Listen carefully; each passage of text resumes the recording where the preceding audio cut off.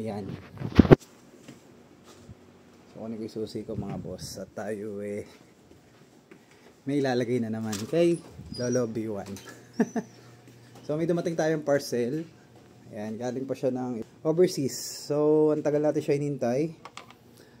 Pero yung isa is magkaiba kasi siya ng store.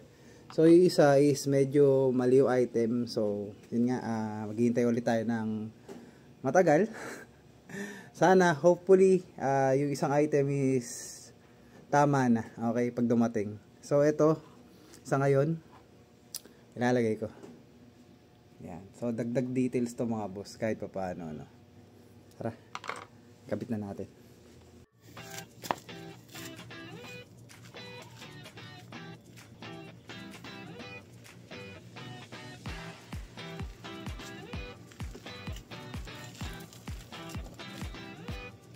Okay, so ito mga boss, abaklasin muna natin to. Yan.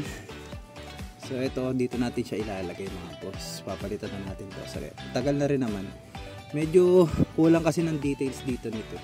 Para kahit pa paano is, diba, mag-match. Ito mga boss, katulad yan, pinaghalo-halo ko yung kulay. Silver, carbon design, tapos dito masyado kasing plain. So, pinakamaganda is lagyan ng konting detalye.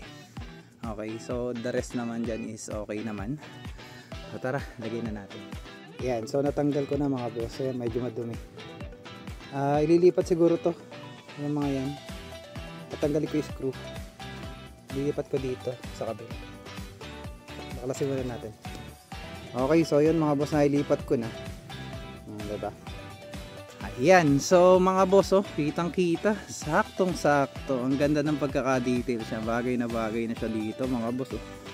Nagkaroon na talaga siya, halatang ano na, may detalye. Pansinin kasi yan mga boss pag sa gilid, lalo ko lang nagpipicture ka, ganyan, ganun, nagbibideo. So kung mapapansin nyo mga boss, ito kasing click na to is version 1, kaya to may kickstart. So tinanggal ko lang yung kickstart nya. Pero, ayan, make sure ko naman yung battery ko is laging okay. And isa pa, yung kickstart ko, buo pa yan. So, ilalagay ko lang yung pinaka-ano nyan. Pwede na i-kickstart yan. Okay, so marami pa akong plano dito. Sa ngayon, yan na lang muna. So, yun mga boss. Dito ko lang siguro end ang video. If ever nagustuhan nyo to, ilalagay ko na lang yung link sa comment section. Dagdag detalye rin yan sa motor nyo, lalo na kung version 1. Okay, so yun nga, medyo mahirap na humanap niyan pagka talaga bibili nyo. Pero kung gusto nyo magpagawa, marami naman dyan gumagawa. But, yun nga, kung bibili ka lang, medyo mahirap nang maghanap niyan. Alright, so yung isang in-order ko, kaya mo na lang siya. Hintayin na lang tayo ng 2 linggo ulit. Kasi sa overseas nga manggagaling yun. Medyo matagal, 1 to 2 weeks yun.